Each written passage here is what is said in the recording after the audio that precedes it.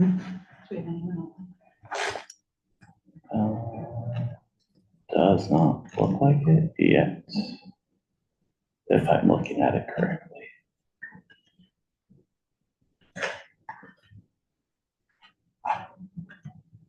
I actually think this is an open meeting. Okay. The way Brad set it up.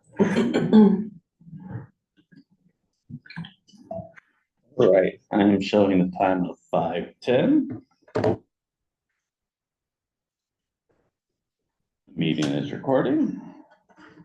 Call this meeting to order at 5:10. But I guess somebody read the mission and vision. I would like that opportunity. Go for it. For Metropolitan Park District, mission, vision, and values. CPMPT mission statement. To provide a welcoming public aquatics facility managed in a fiscally responsible manner with a focus on educating all ages in the lifelong skills of water safety. We carry out this mission with a board and staff who are compassionate, inclusive, and responsive to the needs of our diverse community, working to foster positive and lifelong experiences with aquatic environment. TPMPT vision statement, contributing to the quality of life for our community and for future generations through welcoming, fun, safe, and positive aquatic experiences at the Tacoma Pool. Thank you very much. And now we will do the Pledge of Allegiance. Please stand. I pledge allegiance to the flag of the United States of America and to the republic for which it stands, one nation, under God, indivisible, with liberty and justice for all.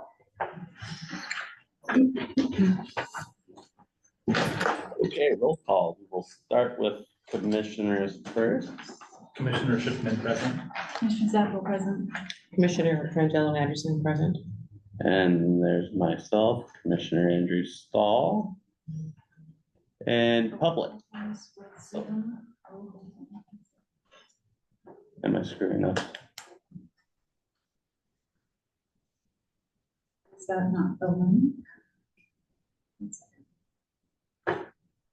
Online and also called in. Yeah, waiting room's not enabled.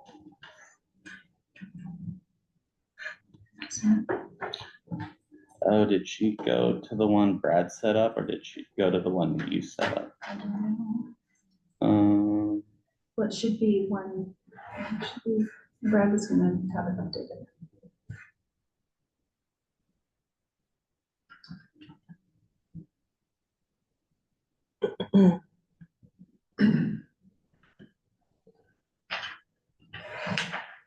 Here, the meeting ID is out.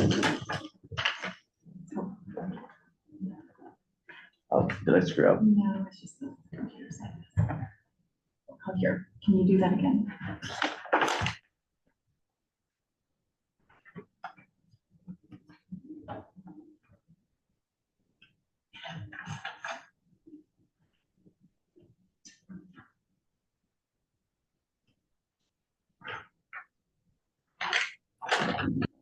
Zero.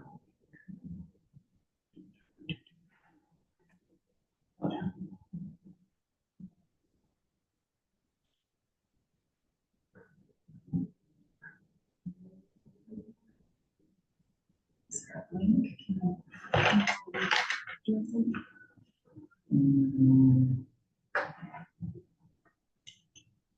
I went by Brad's, she said. She went to Brad's invite. Okay.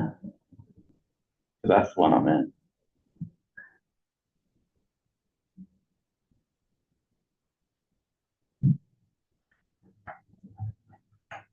Here, let me just call her. Well,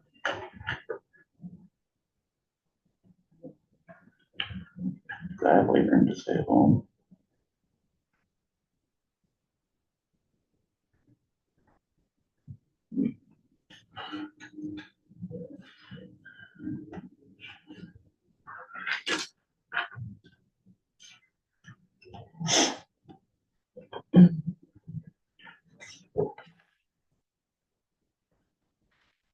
Sorry for the delay.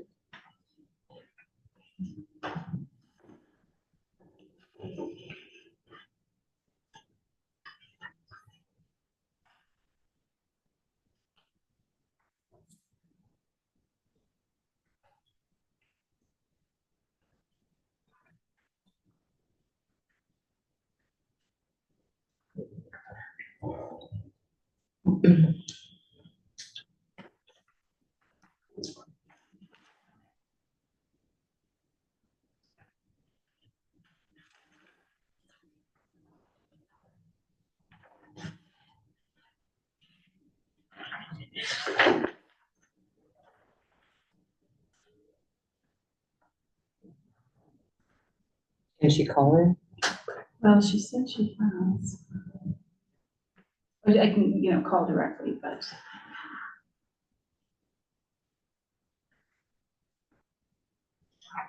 Well, I guess we're just gonna do that.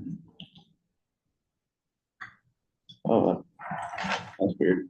Apparently, the one Brad created, it's a different meeting ID in the rec space versus the one that I'm in now. So I'm not sure how that happened. What is the last four digits? 4903. It should be 8025. I apologize. I missed confirming the meeting recording has started. I confirmed at the beginning it has Thank you. started. I'm sorry, I missed that. We're gonna have us do roll call in this meeting, John. I just didn't hear the. I'm Madam. Just tried to log in, Zoom just. Meeting ID 8416.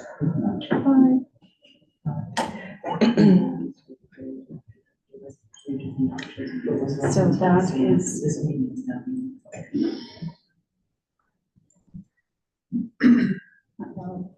So this should be the one you call in on. It should be meeting ID 8416, not 4903. All right, so does that mean I have to go out of this and go into that one then? Well, yeah, I guess we just don't, technical issues, we just don't have a Zoom option tonight. We're just gonna have to do phones. That's weird. Yeah, because that one there is definitely the incorrect meeting ID. As I said, it just needs to be the one that's on that's posted. Okay.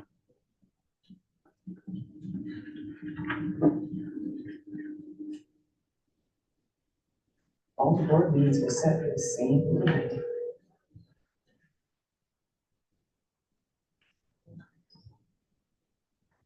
Hello. Hey there, we're having technical issues, so we're just gonna call in right now, okay? Okay, and I think that I just pulled up the finance committee Zoom link, and it's the exact same meeting ID as this one.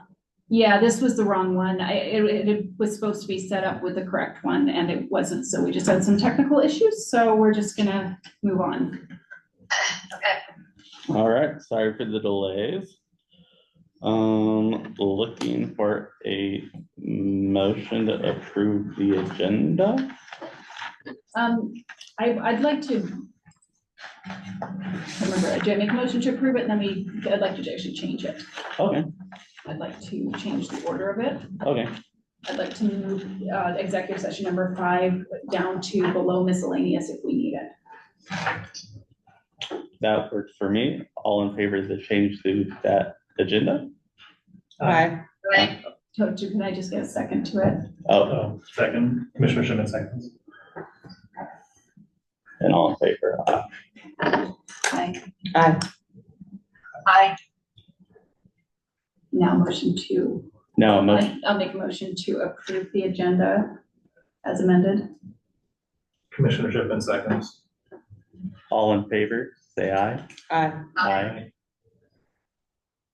All right, we will move on to any citizen comments. Should we get a roll? Oh, roll call. Sorry about that. I got distracted. And your fifth commissioner on the phone? Yes, we are joined by Ellen Gangler on the phone, and we are joined by the public. We will just start on my left. Stephen Birch. Nicole Dobbins. Laura Gonzalez. Christine Sal. Thank you very much. And now we will move on to citizen comment. Sorry about that. Did you get Ellen on the phone? Yes. Yeah. Seeing no citizen comment, we will move on to. Oh, sorry, Are we going to go over what the issue was? Yeah, we were just about to go into that. Have comments Before before? you go over it? No, citizens' comments is just Generic a comments. thing that happens. Any member of the public can come in here and say something they want to. Oh, it's an opportunity in a public meeting for people to address the board of commissioners. So it doesn't have to do with this meeting, just anything in general. Yeah. So it could have anything to do with this meeting. It's unusual when we have a public hearing, we can then entertain comments at that particular time. Usually we take all comments for anything on the agenda or not on the agenda during the public citizen comments. So that would be this time right now for things that are on the agenda or not on the agenda. But if you want to speak to something that was on the public hearing, that is out of our usual process. So we will have, that's the purpose of the public hearing, is to receive comments on that issue. All right. So hearing that, any of you have any citizen comments? So are you indicating that we should be commenting on this issue with, During the, if you're commenting on the public hearing, you can wait until the public hearing to comment. If it's anything else on the agenda other than the public hearing or anything else at all, now would be the time. We're good. Okay. Then we will move on to business items. Public hearing for the complaint of a public employee. The public hearing is pursuant to RCW 42.30.110 to receive and evaluate complaints or charges brought against a public officer or employee. However, upon the request of such officer or employee, a public hearing or a meeting open to the public shall be conducted upon such complaint or charge. The public is invited to give feedback regarding the complaint against public employee Christine Selleck, TPMPD District Administrator. The TPMPD has received a complaint against public employee Christine Selleck, District Administrator. The nature of the complaint is regarding, do I just state this? And then you can open the public hearing. All right. Employee scheduling PTO without ensuring staff coverage for essential financial tasks. 2, employee proposing hiring a subcontractor before offering additional hours to qualified employees due to City of Tuckahoe labor standards. Now we are open to public hearing. Yeah, I'd like some more information. So at the public hearing, you're invited to comment on the issue before you. So if you can, we already know your name. So Christine, do you want to talk? Is that? I would like more information regarding the nature of the complaint. Employee scheduling PTO without ensuring staff coverage for essential financial tasks. Please be more specific. There was, We actually, this public hearing, we don't engage on back and forth. oh, okay. So you're not gonna put out there to the public what exactly the allegations are? Just you found her guilty of something?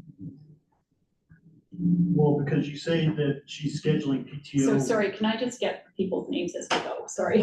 Yeah, I said. So no, Nicole Christine's- Dobbins. So are you done talking, Christine? I just want to make sure I get the allocations correct.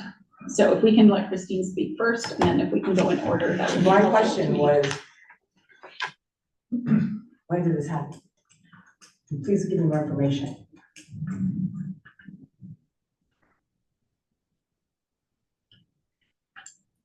So the process, I just want to be transparent. The process is public hearing, comment on things. And so we heard your comment. And if you have additional comments, then we will have a discussion as a board afterwards. So it's not a back and forth. It's simply receiving the public comments, and then the board will discuss the comments we So hear. you want to answer questions with what you're saying? So, Is this my PTO? Am I scheduling? I had one employee under me. Is it because I allowed my employee to take PTO and I covered her duties? Or is this because I took PTO? Because I'm telling you, Is it? yeah, whose PTO are we complaining about?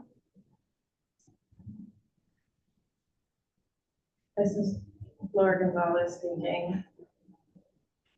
The nature of the complaint is ambiguous and there's not enough information for the public to comment on this.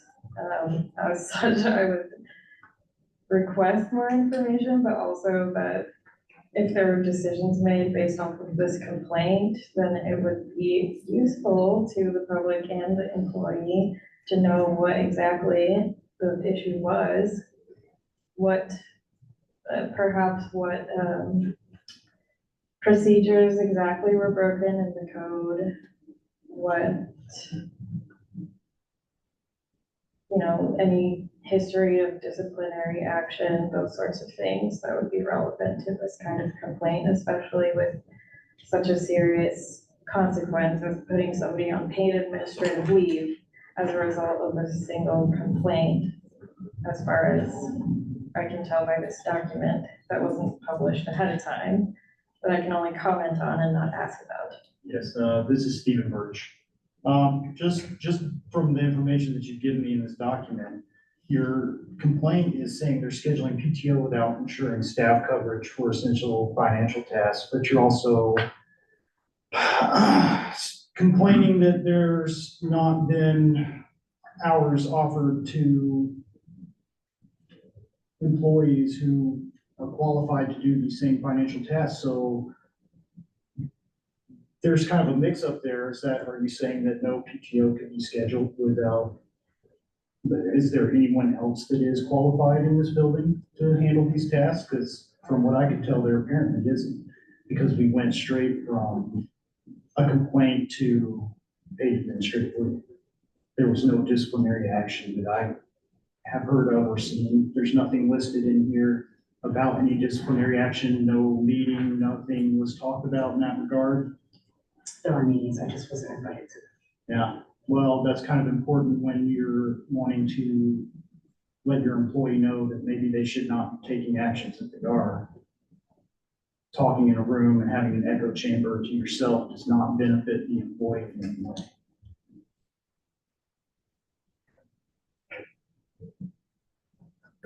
All right, I'll just say what I have to say since I have no information. We're talking about my PTO. I'm the only one who does my job. So unless you got a late notice from the auditor, or your financials weren't on time, number one is baloney. And number two,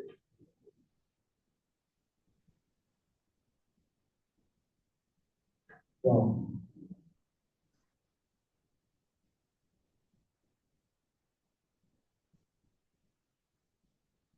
a public agency normally, if there's a problem with a contract being put on the table, and that contract is on the agenda for a meeting the next day, wouldn't you just bring those questions? Why was this discussed in hush? Someone has a problem with our proposed budget? Do we all go on investigation? Or do we have those complaints heard in public? My subcontractor proposal was on an agenda for a public meeting scheduled for August 26th. I had the full contract. And any questions you wanted answered about that could have been asked then. Any complaints brought up against it, like anything we do as a public agency, anything you do as a public agency, should have been brought up to the public. Instead, you put me on investigation because I wanted to hire a contractor?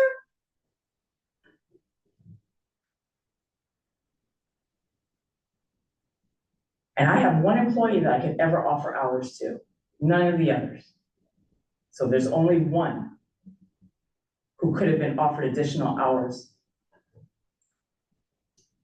And I was trying to get her help with her job so that I didn't have to do it completely, so that we wouldn't be relying on just each other, so that there would be an external person to help somebody outside. Someone can get all our processes together.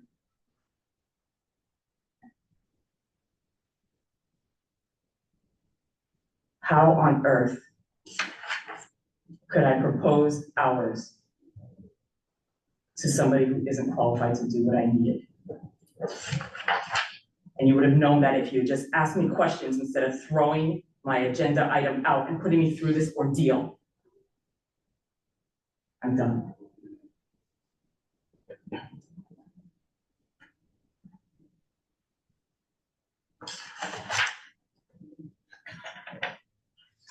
Thank you for the comments. And now we move on. Close the public hearing. We will close the public hearing unless there is anything else to add. We will close the public hearing and we'll move on to board discussion.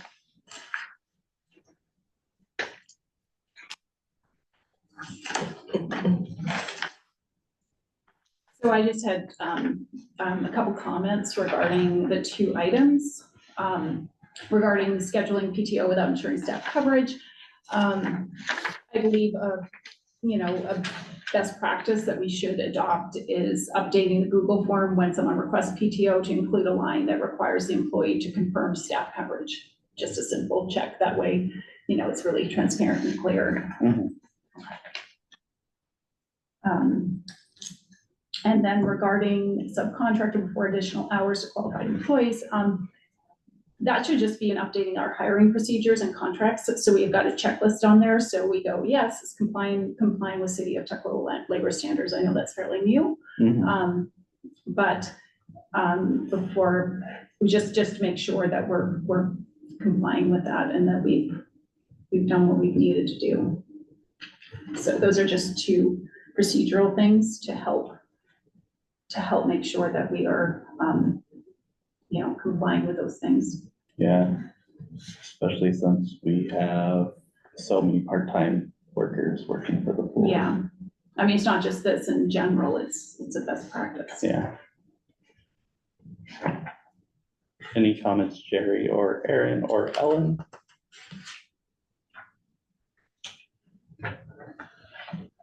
Seeing none.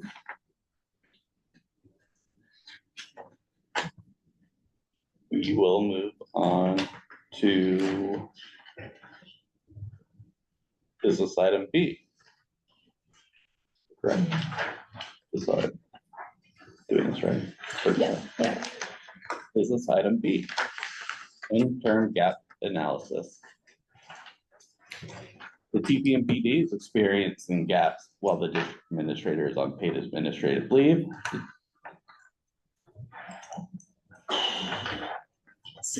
I'm sorry, can I just go back one moment? I just want to be clear, like the investigation is not closed, it's still going on. The consequences have not been determined for that yet. So no consequences have been. No. Okay, moving on to the gap analysis. All right, background. The Consequences. You guys have fired me. You fired me after 8 years. Because my 12-hour-a-week employee, I could have been goofing off every minute she was there. And it still wouldn't have been covering my entire job. You guys fired me based on a complaint of somebody who was mad at me. She had a tantrum and was mad at me, and you guys have put me through this. This had nothing to do with this complaint. You used this as a tool to break me after that letter I read you on August 15th. So can we continue with our meeting? Yes, we will continue on. The district administrator was put on paid administrative leave on September 19th, 2024. The regular job duties have been covered since by the TPMPD staff, Andrew Stahl and Vanessa. While the TPMPD decides on a long-term plan, tasks that were being accomplished by the DA needs to be identified and categorized into these which can be covered internally. by the chief PD staff, commissioners, and those that need to be covered through temporary staffing, contractual, or employee. Yep, no, we're on to the Oh, gap perfect. I just analysis. want to Yeah. make sure I wasn't We interrupting. just started.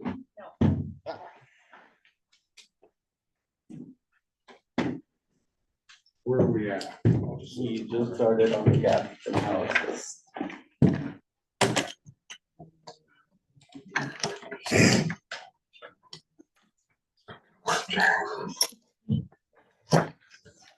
So, examples of tasks would include things like BoC regular special meetings such as BoC regular and special meetings, finance committee, PMOC feasibility committee, TPAC, notices, distribution, agendas, creation and distribution, venue coordination, and minutes. So basically now we're just looking for volunteers that can help fill in gaps for all the things in the table in the meantime.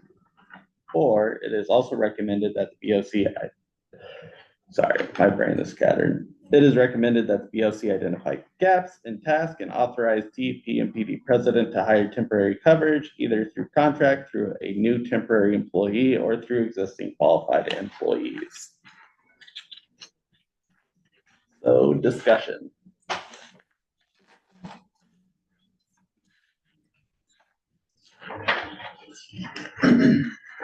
So what do people think?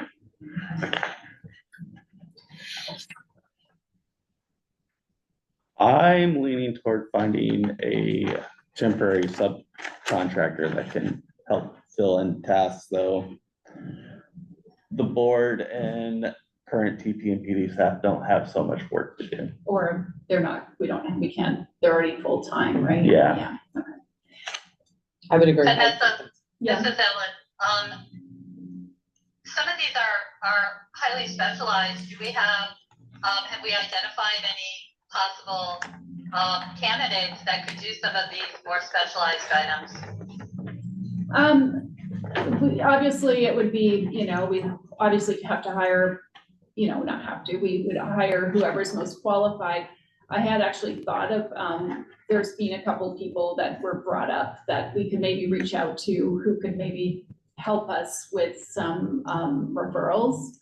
So like retired director of finance in Tukwila lives in Tukwila, so Peggy McCarthy is someone that we can reach out to for maybe some help identifying what to look for, and also Melissa Hart, who is the past clerk at the city of Tukwila, would also be someone else that we could get some advising on.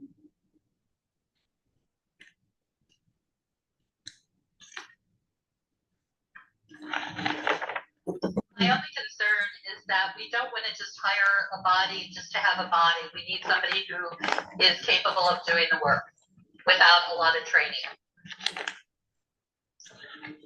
Yeah, so I agree for the things that are more specialized. It's gonna be more helpful to have people who know what they're doing. There are other pieces, obviously, that require less specialized, and whether or not those are things that people already in the district can be offered part-time staff, whether some of the front desk staff have some ability to copy and things like that. Those are, things that can be offered to them first for City of Tukwila. But yeah, the more specialized stuff, absolutely. Because there is just a lot of like the other stuff, just web posting and copying and things like that. Is Brad at the meeting? He just got here. Okay. Because he would have a better idea whether people are able to fill in on some of that stuff. What I'm looking at, like postings, physical and web. The only concern again I have is security. Yeah. So that would have to be like a temporary, because somebody could really mess up our website. Yeah. I mean, some of this is route, some of it is like you copy a property resolution or you copy some resolution from the year before and create it so that it's correct for this year. But even that requires some critical thinking. I don't think we can just get somebody who's a data entry person. We don't seem to have a lot of mindless tasks. All of this requires some sort of ability to critically think. Yeah, especially the gaps. I mean, I gotta be honest, when I did this, the gaps were more the higher level things. However, the ones on the left side, we're gonna need probably help there too, because it's probably not sustainable to continue in this model on the lower critical thinking things. Okay, I was focused on the gaps. Yeah, no, I appreciate that. I realize that now. Yeah, well, I would, be interested in what Brad has regarding front desk people to, make copies and, and distribute things and, or maybe he can, maybe he would, some of this stuff could be easily, you could hire a temporary person to do some of it because of the things that are currently covered by the staff or the commissioners. Yeah. Go ahead. Where's mine? Yeah, it's a tough question. I think the mundane of the tasks, as we're talking about gaps. Sorry, I didn't mean to hang up on you. That's okay. Is she still? Yeah, she's came back. Yeah. So I'm just going to keep it as simple as possible. Filing, making copies, making sure things get in the right folders between bookkeeper. Our manager Anastasia is very capable as well in taking direction and at least in the short term, just supporting some of the lower level tasks. And so then my brain goes to the left side, as Vanessa mentioned, which are the notices, agendas, things like that, and so on. Yeah, that one, it's not a sustainable model. So we will require help, but I don't foresee updating the website, making copies, making sure that whatever's dropped off from a meeting, agenda packets, notices, get to the right place. The team can support that in the short term.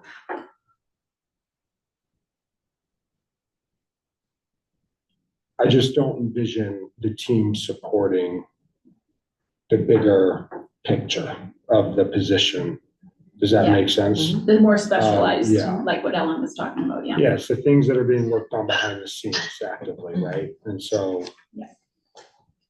So do you think that maybe the place to start is have Brad go through the two columns, the TPMBD staff commissioner coverage and the gaps, and identify what he's got, what the staff has the bandwidth for, and then identify what they don't, and then then we can talk about hiring somebody. But even, I mean, we hire somebody, they're still gonna, fall under temporarily under Brad's purview just because he's the only manager there.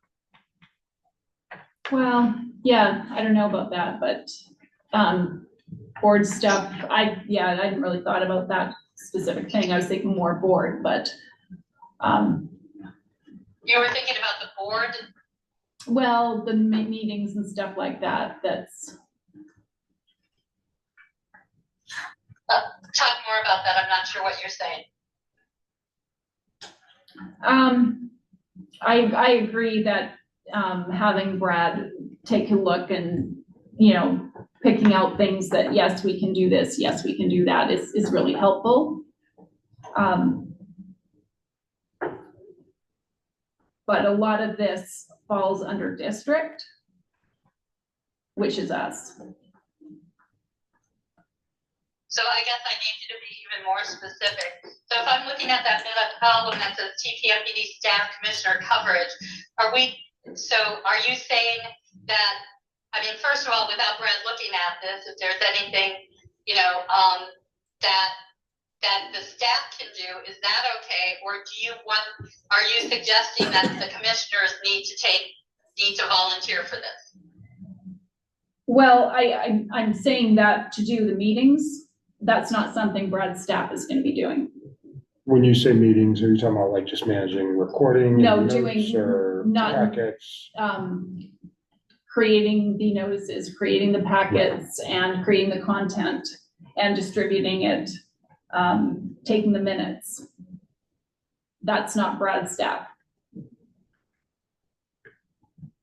But to Ellen's point, big picture, temporary. If you bring on a temporary employee, is the board gonna manage a temporary employee? And when I'd say manage, Yeah. is the board managing schedule, expectations? Are they That's a good actively point. going to lead, manage? Those are the questions that I have with a temporary employee, because it seems like that the ops team will indirectly have to pick up and support whomever that person may be. Yeah. And so I look at it from that aspect as well. And I think that could pose a little bit of a challenge. I And don't then board's disagree. bandwidth, right? I Yeah. mean, we know the bandwidth right now. And so the board's bandwidth.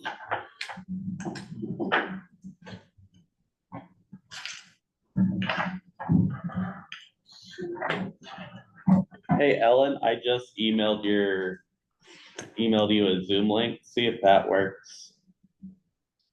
Okay, Sorry for the delay. no problem.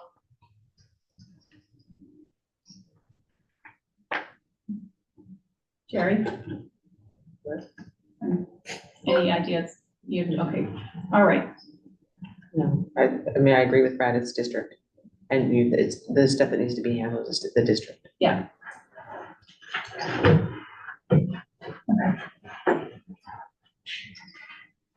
I guess at this point, the question is, does anyone have issues with the board president? Aaron? Does anyone have issues with the board president looking into hiring temporary staffing once okay, is there any input as to I heard from Ellen, specialized, critical thinking, higher level for those tasks. Is there any other guidelines?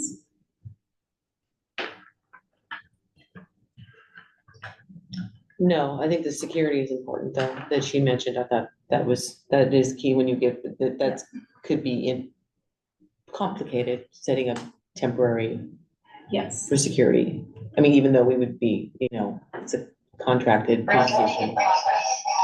Oh, Hi, Ellen. here, let me hang up here. Okay.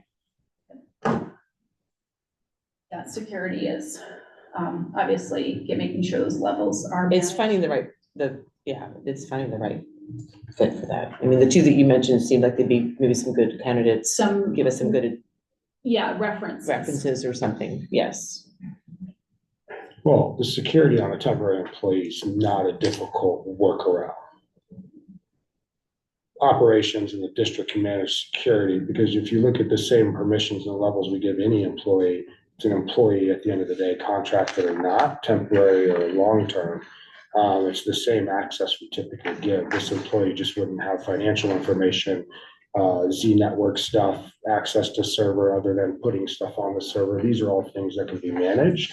So when it comes to security, I'm not concerned from a security standpoint. I'm more concerned about the individual's bandwidth and or ability to do the job asked Be from up the to speed district. quickly enough. Yeah.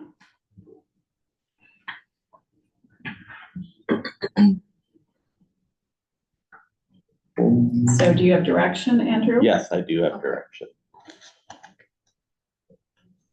Okay.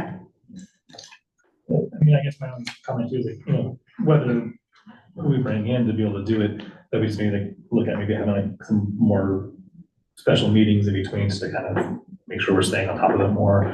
If you have any questions as a president, stuff like that, to kind of stay in line with everything. Communication. Yeah, just staying with a lot of communication. Do my best. And we will move on to do you have any more to add for business item B?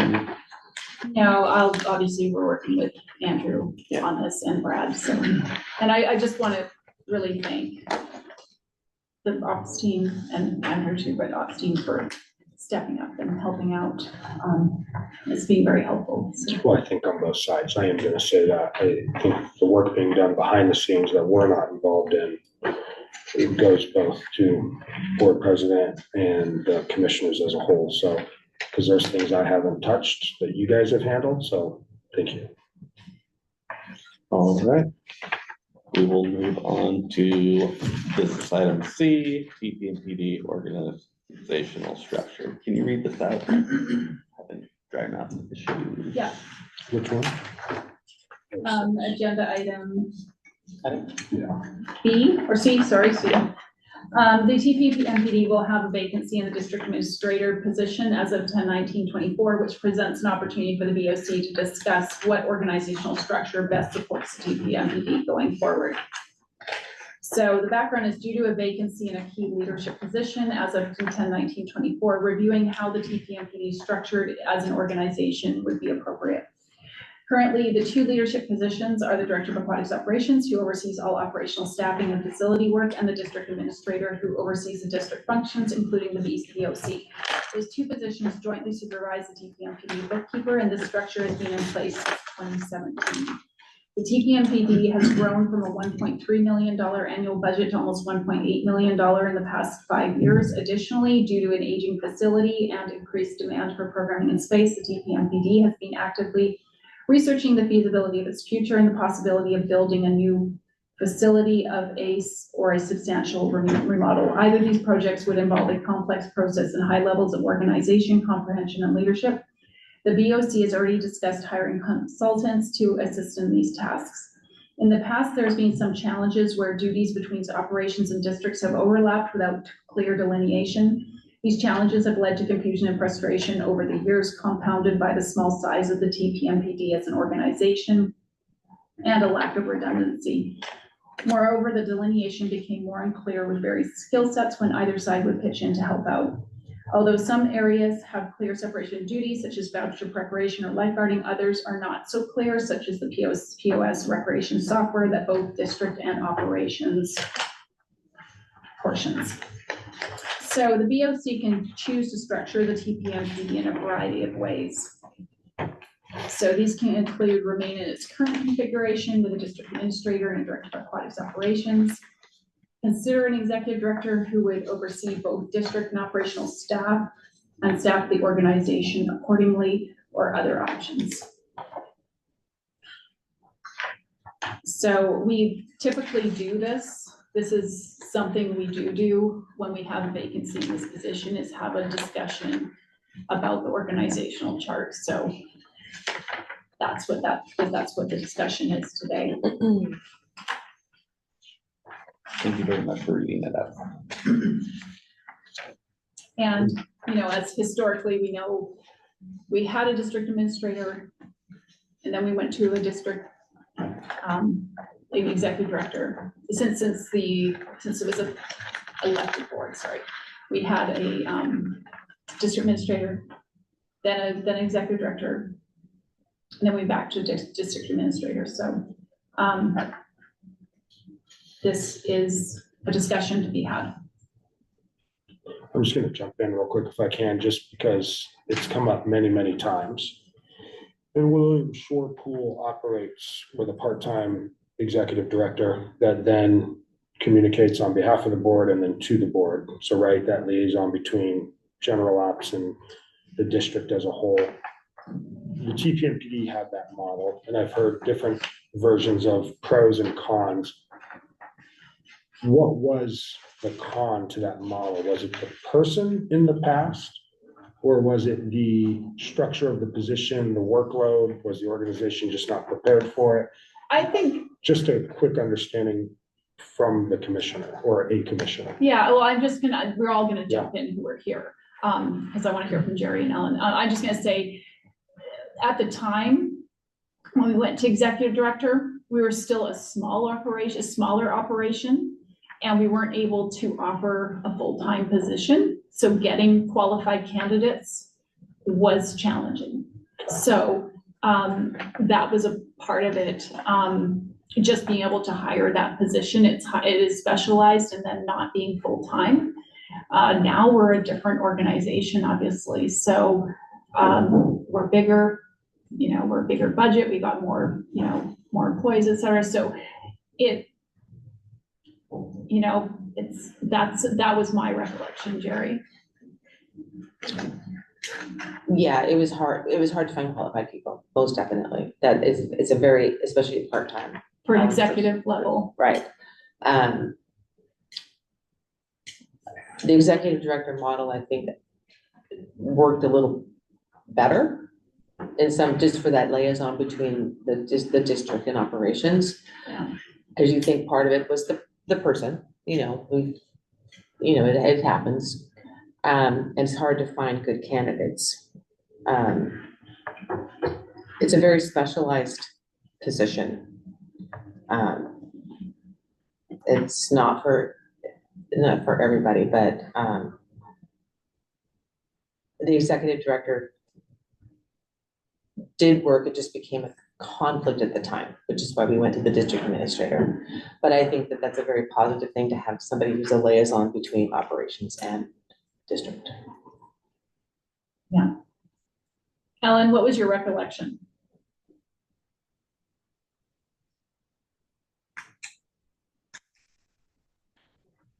So my recollection is mirrors your recollection regarding how difficult it was to find somebody part-time. The organization has changed substantially, not just by the $0.5 million increase, but also because of the feasibility study and the amount of responsibilities that we're requiring of the pool. The board does not, we're elected officials. We may or may not have, strengths that will help. It's difficult. I like an executive director because that's just one person versus many people. But as far as in the past, it was a combination of, unfortunately, it was my recollection that the executive director that we hired did not understand pool operations at all, which made it really difficult, especially when we then ended up, having challenges with the pool manager at the time. So, there was a lot of things that an operator of a pool knows that, this executive director had no idea, and therefore was, there was the possibility of putting our customers, in compromising situations. And so it just, at that time, it was because we had gone through so many changes. And I just want to thank Commissioner Zapital for including the information from the May 23, 2017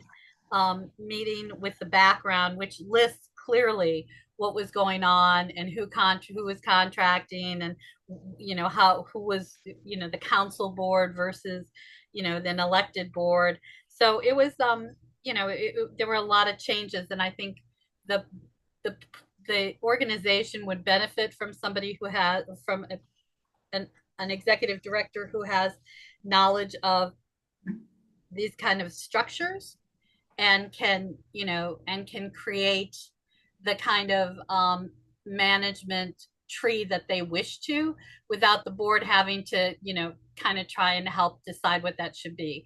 The board, some of us were blessed with some of our commissioners who have knowledge of aquatics, but not all of us do. And so I don't want our customers to be compromised because of lack of knowledge on our part.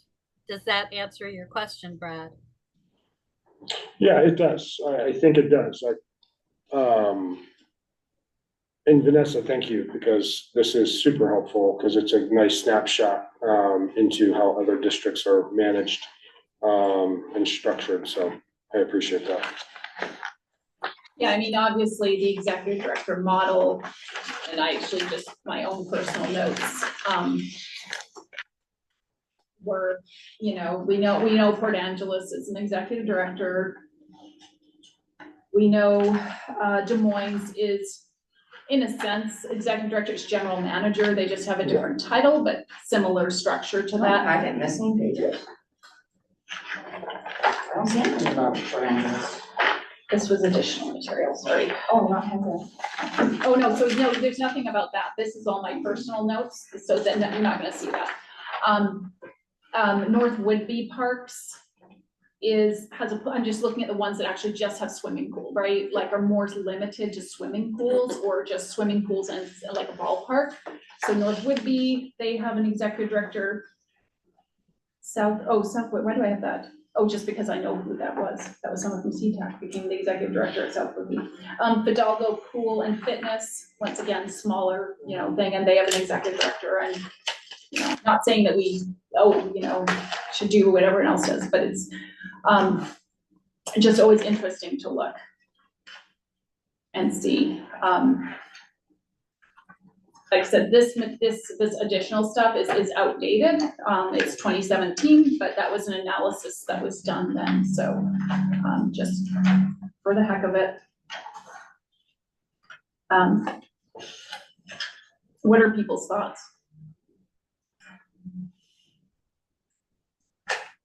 I like the idea of an executive director, so it's less people for the board to manage, since we're very limited on time of what we can really contribute to the pool. But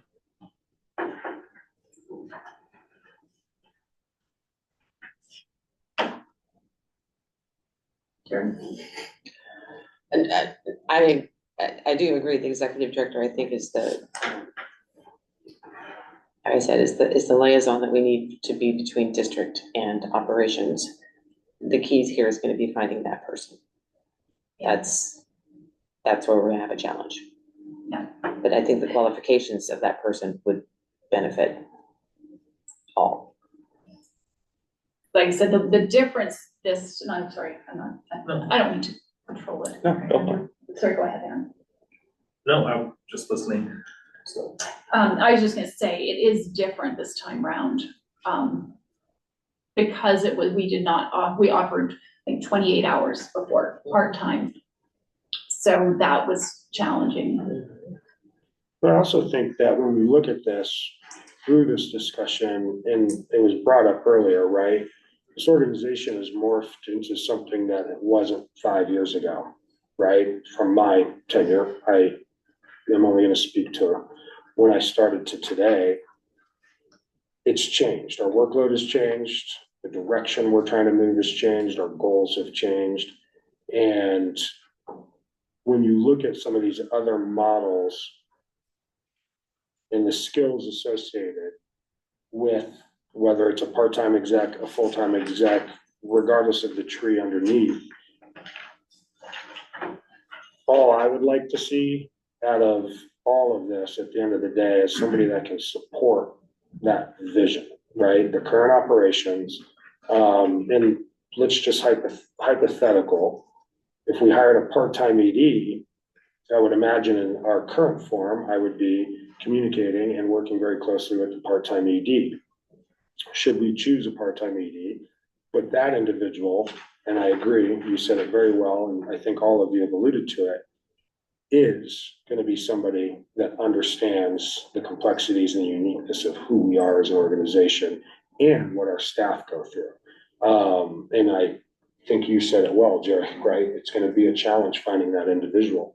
And I would hope that we're patient in that pursuit and whatever model we choose to go with. Where we're hoping to go, our projects, the relationships that are being built, those are all critical. And so whether it be a full-time, part-time, in our current form or in a new form as an operational structure, I just wanted to make sure that that was set, that our team, from an operations standpoint, needs somebody that knows aquatics or at least recreation from a services standpoint, not from an administrative standpoint to the point where they cannot relate. Because if I'm not in the building, or if I'm out, or if I end up quitting, they need somebody that can lead them. And they're gonna need that confidence in that individual. So, Thank you. So it hasn't been determined. I mean, from what I understand of the discussion so far, we're talking about, do we want to duplicate what we currently have now, or do we want to go with an executive director model? Now, whether that executive, I mean, from what I understand, and the increase in the 0.5, we would then eliminate the executive director would take on the role of organizing the operations and district functions however he or she or they see fit. So if they decide that that if the executive director decides that all they want is lifeguards and they don't want to have head lifeguards or whatever, it would be up to them to work out with if they might decide to get a pool manager instead of a director of aquatics operations. Am I misunderstanding this? I'm confused. No, I think we're all saying the same thing. Yeah, to be clear, an executive director takes care of everything. They take care of district, they take care of operations, they're the point person for all, and they hire however the structure, whatever the organization needs. So if they need clerical support, like for example, I'm just gonna say Des Moines, right? They've got the general manager, they have the aquatics manager under them and the aquatics coordinator, they have a clerk to support. That's typical. Like I said, when I did some of my own research, Port Angeles is similar to that. And Vanessa, I'm just going to interrupt you. So just to be clear, so in that case, in Des Moines, in Port Angeles, the executive director looks at the duties that needs to be performed and hires for those duties. And whatever they call whoever it is, whether it's a general manager, whether it's a director, whatever they want to call it, they're the ones who are the boss of that position or those positions all the way to, they might say, okay, I'm going to have a general manager who's going to be in charge of the daily operations of the pool, and you, general manager, daily operations of the pool, are in charge of hiring lifeguards, and you review the lifeguards and you're in charge of the lifeguards. But ultimately, if there's problems, it comes back to me and I'm the one who has to answer to the board. Is that correct? Correct. Okay. Okay, great.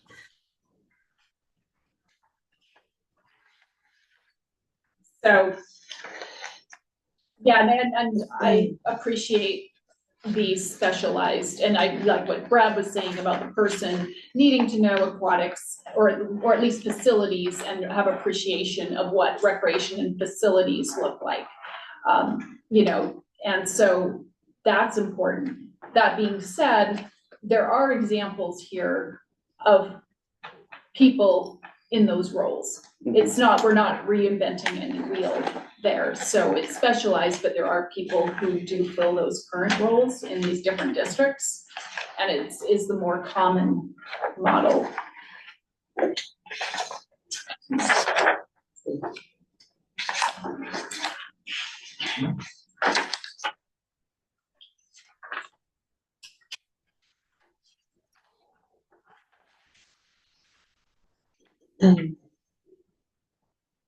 Yeah, because one of my notes that I had is one of the disadvantages of an executive director is a potential conflict with the aquatics team if they have a limited knowledge of aquatics.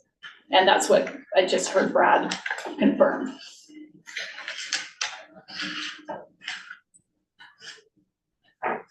And it's, to be blunt, it's less control for the board, which and I think also going back to what Brad said initially, I think we were still in the infancy of our structure as it was as a self-governed board, and we were wanting to be more hands-on. I think that's probably a fair assessment. And so the district administrator and the aquatics director having more say on who was hired for that, who was going to run the pool, was more important to the board at that time. Whereas an executive director you know, a board does not have the say in who gets hired for that aquatics director position or that manager position or whoever, you know, the executive director brings on to run the pool, so to speak, on an operations. So Right. does that make sense, Jerry? Yeah, I'm just. Thank you. Yeah.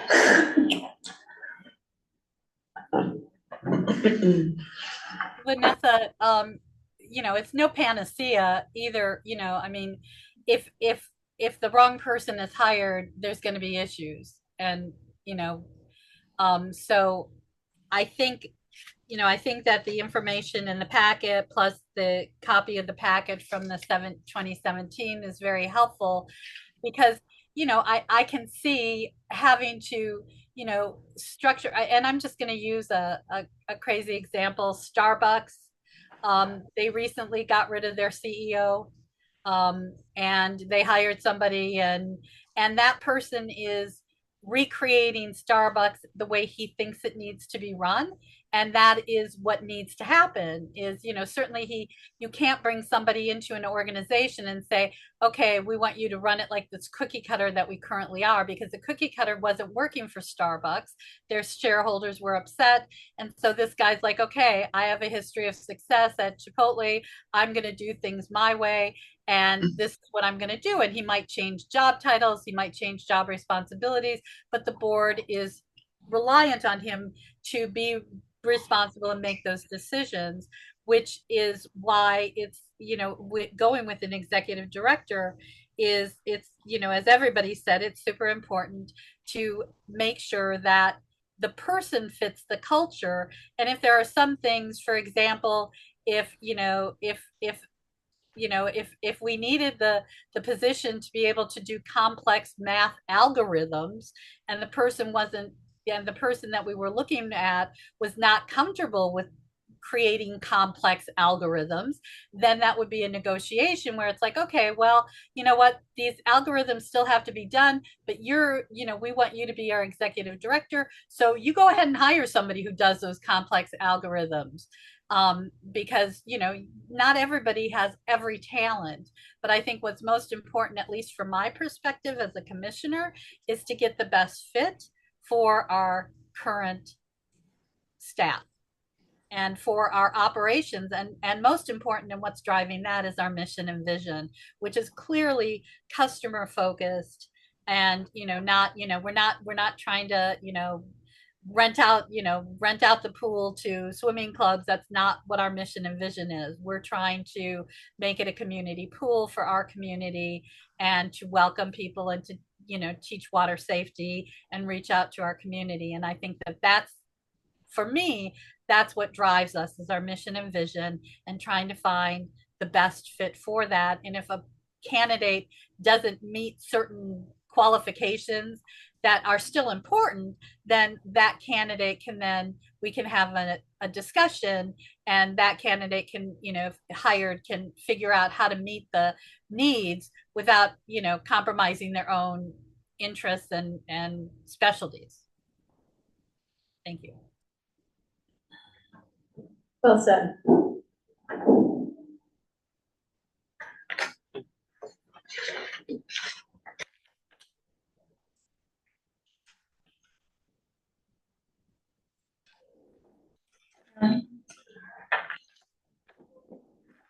Well, I mean, I'm not opposed to, I guess, the setup as much as I used to be for executive directors, because things have changed a bit.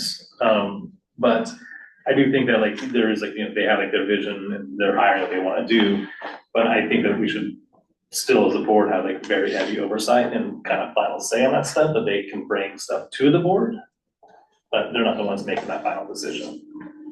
Aaron, can you give an example of that? Because in some cases, say, like, you know, like they said they don't want to have the same structure for aquatic director of aquatic operations, or like some sort of the upper management levels of it, that they can say, I don't want to do this, I want to get rid of this person, I want to hire this person, that they don't have the opportunity to do that without all of us kind of looking at it and having a little bit of a say on whether or not they can sell it to us, great, but if they can't, then, you know, there should be, they should be able to come to us with very good reasoning for what they need to do to be able to get approval for what they want.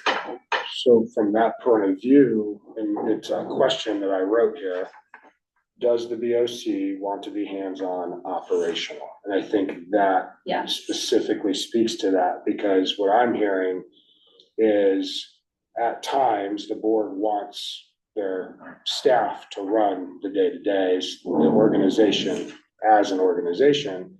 And then at times I'm hearing that operational decisions need to be vetted before operational decisions can be made. So I think when we think of structure for the future, and I'm happy you brought that up, Aaron, because I think that alludes to that question. What does the board want? Because you can't have both. Yeah. Because that's what's causing a lot of confusion. Is if you hire an executive director and that individual, from my experience as an exec with the Y, it wasn't I ran to the COO that says, I'm gonna make these changes, can I have your permission? No, it's your purview within the budget established, within the policies, procedures, organizational structure, and the mission, vision, and values that you build. So again, I guess it goes back to that question, is this group of commissioners and or future commissioners, which we can't speak to, want to be operational? Because if they do, then the board needs to assume regular operational duties, essentially at certain levels that then support and trickle down to managing the day-to-day. Well, it needs to be an operational model. Right. And the problem, honestly, is it's not sustainable. I'm just gonna be honest. And I totally hear what you're saying, Aaron, and I'm not disagreeing that, yeah, I mean, I'd like to be able to do X, Y, and Z, but at the end of the day, can a board of commissioners effectively manage, something happens in their life and suddenly you're down 2 commissioners and suddenly, it's just, unfortunately, for a sustainable structure, it's what would be key with an executive director model is getting the right person in that you trust and say, this is what our mission vision is. These are our expectations. It's up to you to deliver on that. And I think those philosophies, as Aaron mentioned, essentially need to be part of that vetting process. What is your operational philosophy? Yeah. What are your priorities?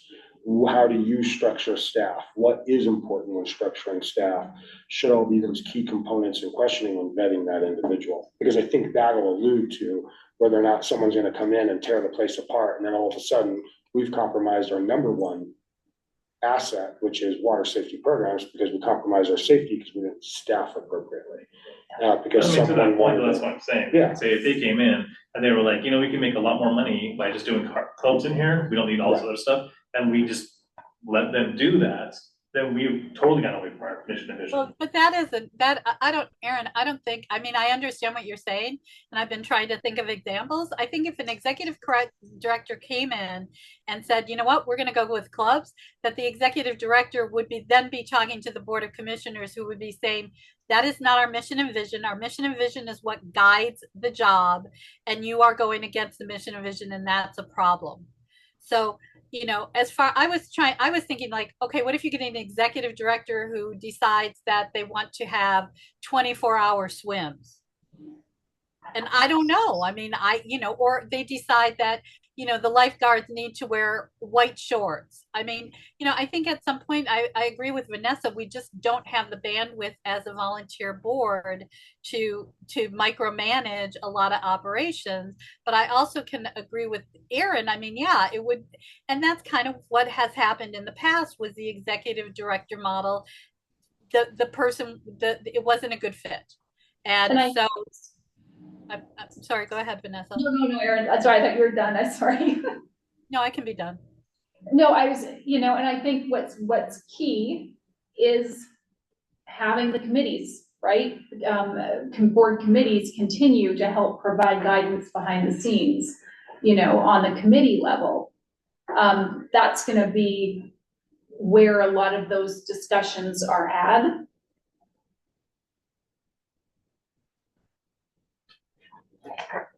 I agree, because the executive director that we would want for the pool would be somebody who would be very community oriented and would be very interested and active with the committees. And maybe, maybe mix it up a bit, maybe change, something, I don't know, but they could certainly do that. But it would be somebody who's not a dictator, but a collaborator. And that's, again, and I mean, you talk about, is it the position, is it the person? It's both. But I think what guides us and makes the pool continue to operate the way the Board of Commissioners wants it to operate is the mission and vision. Now, if a board comes in and they say, you know what, we don't like this mission and vision, we're going to change it. We want to be a profit generator. And the only way to do that is to, rent out to clubs. Then the mission and vision changes, and the executive director either changes with it, or they get a different structure or get a new executive director to meet whatever their mission and vision is. But this current board and this mission and vision is what has guided us since our formation.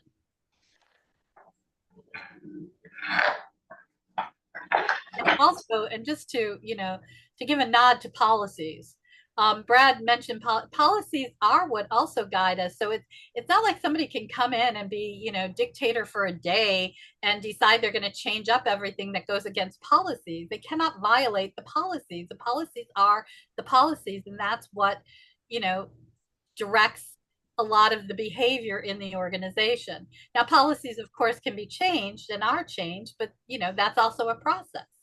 But it's also changed by the BoC. Correct.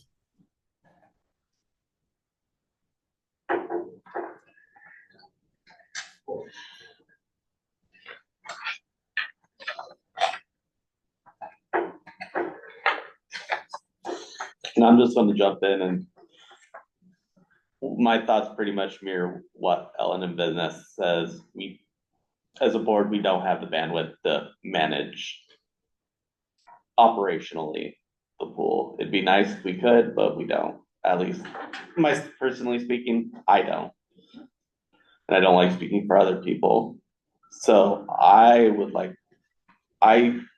would be interested in trying the executive director route. Having never been a part of the board at the point that was tried, I'd be curious to try it.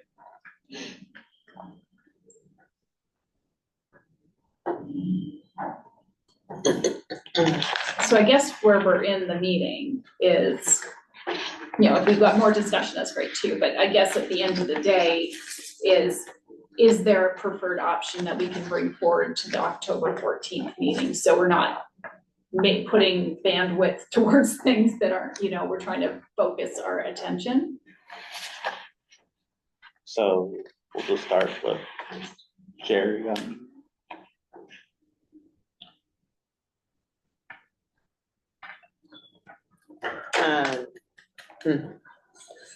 Well, I said, I'm for trying to move forward, trying the executive director with the right person.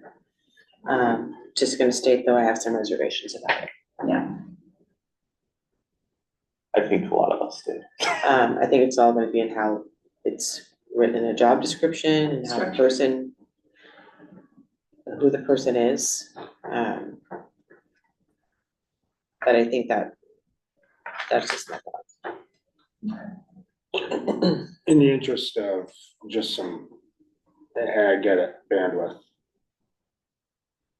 I think it would be good if the board or a board member, if they can find the time, I would reach out to a couple of nonprofits to answer some of the reservations and or concerns or questions that may be had while we're exploring kind of our interim, how do we function? Because I think some of the reservations are, and I don't know if everybody's been part of an organization where they've had hierarchical positions, how they function, how they lead, have they had a good example in the past, have they not? I don't know. But I think it may be good if we have relationships within Tukwila or just in our boundary areas, maybe just a quick phone call to see what that is, what that looks like, how they function. And maybe it supports the decision that's made as we go into the board meeting and or future discussions around our structure. just, to balance what Brad's saying, the conversations, not just with nonprofits, but maybe like some of those MPDs that have pool, like it's similar, because the government always is what creates the issues, right? That if we just had a pool to run, it would be so much easier, but when you add all the governmental pieces, that adds to it. Reaching out to some of those people, I know we've done it in the past, but what challenges do they find, you know, as a board, and vice versa, what challenges does the executive director find? And I know I've done it, I did it years ago when I did this, and over the times I've reached out to the different executive directors when we've been doing rate studies and commissioners too. So that is a good point to, you know, just reach out to some of these commissioners and maybe bring that information back, like some, like lessons learned, or if you had your way, what would you suggest maybe? Yeah. I mean, there's great examples here. I just think there's a lot of valuable information. I mean, the relationship we've already built with Steve Burke as a part-time executive director, they're functioning in a very positive mindset and a positive operation. And he has a lot to share and a lot to say. So there's one great example. And then we look at some of our other examples that are doing similar work as we are in terms of vision and future, who also function as executive director models. Would be curious to know what their thoughts are potentially. So I'm not saying we call everybody on the list, but just an opportunity for folks to potentially reach out and or ask a question or two. Here's something too, and I don't mean to, sorry, Aaron, you go ahead. Do you have a preference of a model? Like I said, I'm willing to look at the executive director position with caveats. So I'm always going to have the issue with them having too much control. yeah,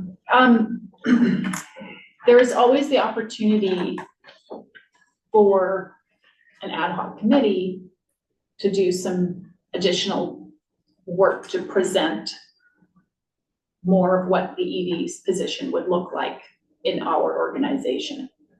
So Vanessa and board, I you know, certainly nothing wrong with doing additional research, but I think what's super important to remember is that, you know, you're going to get a different answer from Port Angeles, you're going to get a different answer from all these different organizations.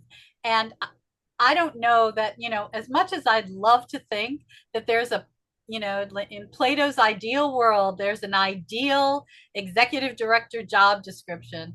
I think that what it's going to end up being is that we're going to find a candidate who we really like, who we really think is going to do a great job. And we are going to need to have a sit down and say, okay, so what are your strengths? Where do you need assistance? And how do you see yourself getting that assistance? Again, I go back to the algorithm. You know, just because ideally an ideal executive director would be able to do everything perfectly, we all know that that's not possible. So I think that it's important to, I'm not dismissing doing research, but I'm just saying that in some sense, it's also kind of a red herring. Not that it's not worth it, but you know, we're not gonna, as much as I'd love to find that security blanket, I think it's elusive. I think we need to, you know, see if there are people who are interested, and if they are interested, then let's start discussions. So let me say this then, because I'm hearing people wanting to do executive, or at least see what that looks like, or for the next meeting. I'm just trying to, you know, cue it up. Is there anyone here who would be willing to look through the previous executive director job description and the district administrator and come up with a draft suggestion of what that might look like?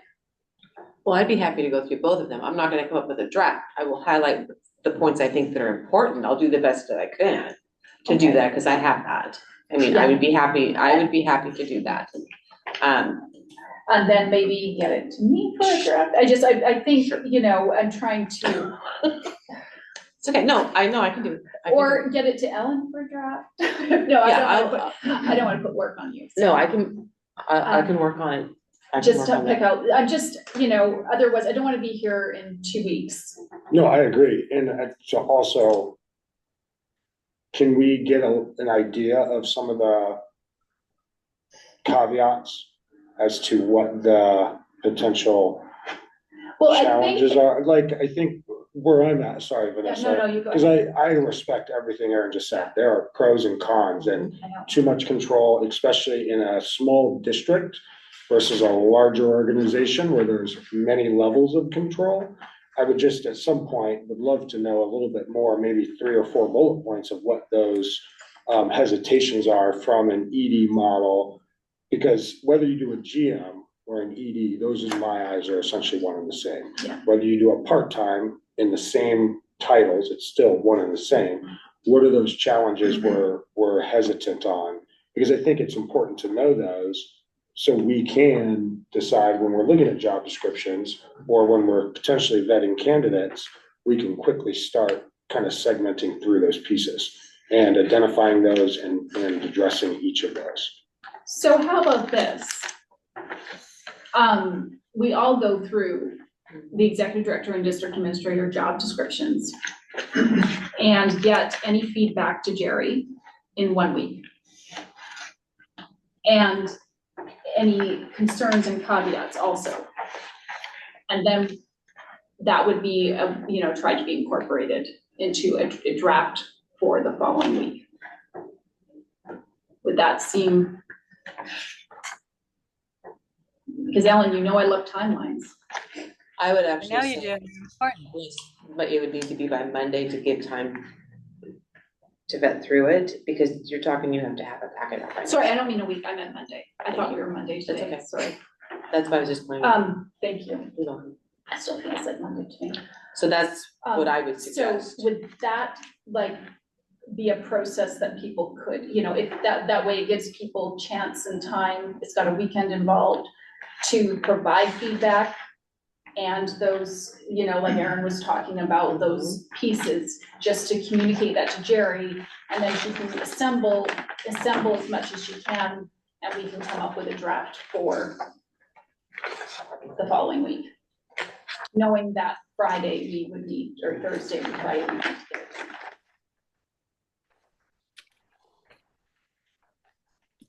The items we're reviewing is this. Is that my understanding? This includes an executive director position description that we had, but then the DA position, and then there's also a clerk position we created in here too, and I can't remember. I'm sure. Don't you think that maybe the way to go is to look at the current employee handbook and look at those job descriptions? Or, I thought that, I don't know what the status is, that was, but we all should be looking at the same documents, otherwise my head would explode. I don't know about Jerry. I think I would go with the executive director job description. That's here. That's the latest, the last, which was on this one, that was the last one And then we the did. one that's on the. And the current district administrator position. Okay. The operational pieces, I know what you're saying, maybe we look at director of aquatics just out of curiosity to see if there's anything crossover, just to make sure we're not missing pieces, right? Is that what you're saying? So those 3 places. Yeah, what I think is important is that, what I plan to give to Jerry is to look at, essential functions of the executive director. And then if one of those essential functions is complex algorithms, then that is something that the candidates can negotiate as far as, okay, Mr. Candidate, Ms. Candidate, they candidate, how are you going to do the complex algorithms? Well, it's really not a strong suit of mine. So my goal is to, hire somebody to, to do them, and then I will double check or something, something like that, so that, the key portions of the job are addressed, whether they're, clearly we don't want to have somebody who hates people as an executive director. that would be a mistake, in my opinion, because they wouldn't be nice to our customers, and that's totally against our mission and vision. So having a pleasant personality that can get along with a diverse community is very important. And that's not something you can hand off to somebody else. Right. So I'm just curious, historically, has TP and PD ever used the general manager? No, that was Des Moines, and I think at the time when I did this back how many years ago, it was just, these are the models that we've seen in Okay. comparable districts. And I agree with Brad, it's essentially. They're essentially the same, Mhm. but I feel like as a general manager, you have more like skin in the game versus an executive director typically. And, you know, I'll just say with usability and future of the pool and stuff,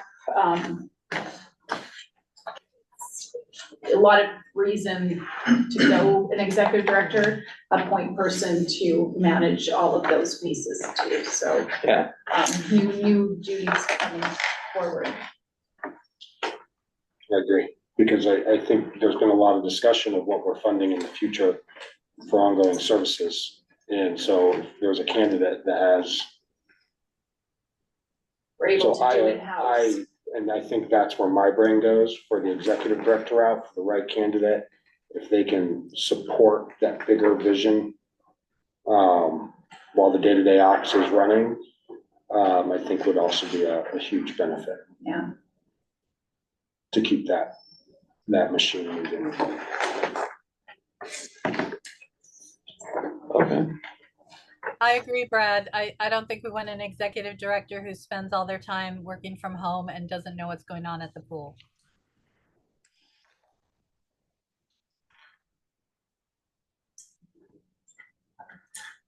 So it seems like the preferred option would be trying out to figure out the executive director route. Well, bringing a proposal Yeah. to the next meeting. Yeah. For discussion. Okay. When is the next meeting? October, is it 14th? 14th. So. Just to be clear, this information is due to Jerry on 10/7. 10/6. And Sunday, 10/6? Oh, so 7, sorry, 10/7, 7. 10/7. End of day, Jerry? Don't listen, Monday, I'm wrong. Monday, 10/7, end of day. Information due to Jerry for the 10/14 meeting. Yeah, is that gonna be enough time, Jerry? Oh, sure. Okay. Because we need to get it out for Friday, I understand. okay. Like I said, I'll do the best that I, Yeah, it may not be and I'll be pretty, so helping support. I will, Okay. yeah, everybody's input will be in. If you could get it to me before Monday the 7th, that would be even better, but Yeah. you have till Monday the 7th. That's goes for you too. End of day, got it. So you're not left I've out. got a lot So of I'm deadlines. just curious, Brad, is there any input from like staff or like, I know this agenda was out, like, is there any, I'm just curious, are there any staff members who have said anything? So I've had one-on-ones with my team, specifically just with change that's taken place. One, how are folks feeling? Two, what do they envision in terms of their own goals within the district? And then kind of with the discussion that's taking place tonight, their biggest challenge, from an operational standpoint is communication. What is the direct line of communication? Is it being filtered between 2 people, 3 people before it gets to ops? Is it coming from committees to ops, district administrator, then back to like, what is the communication channel? And that is their biggest want, is they want streamlined, consistent communication from the top down and the down up is what their biggest comments were. In terms of structure, they have no insight or on that matter. Yeah, I think from just the last couple of years as we've grown, we've introduced new team members, our managers are different. the level of work we're asking of them, going from day-to-day ops to committees, back to ops, working on things, getting it vetted through certain levels, just needs to be tightened up. And that's why I think there should be a voice coming directly from the board and a voice to the ops team. And the ops team, again, executes and then filters back up. So things are clean, things are consistent, things are timely. And the desires of the board as it relates to the mission, vision, and values, policies, procedures are well communicated. And that's what we're looking for from an operational standpoint. And I think one person, whether it be a full-time, part-time, a hybrid, between clerk, anything, I think one person that is meeting with the board and then filtering down appropriately would be nice.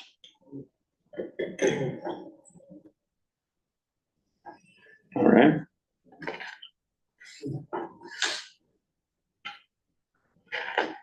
So Monday, end of day business, we're reviewing and getting Sure. concerns and review of job descriptions to Jerry. Correct. Got it. From both. From the district administrator and Okay. the executive director. Thank you very much, Jerry and Brad. Any more discussion on TP and PD organizational structure?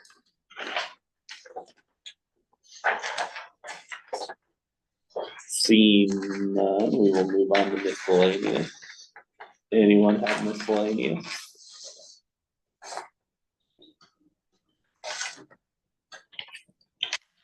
Seeing none.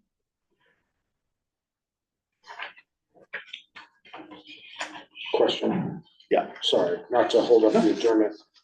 Where did we land on the pursuing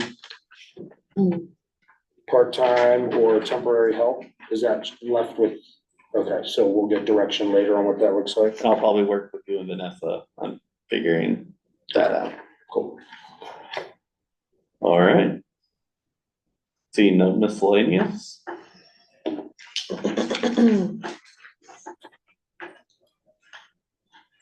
Searching for a motion or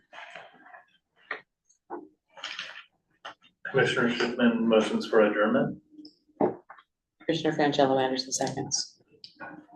have a first and a second. Any discussion on adjournment? Seeing none, all in favor say aye. Aye. Aye. Ayes have it. We are adjourned at 43.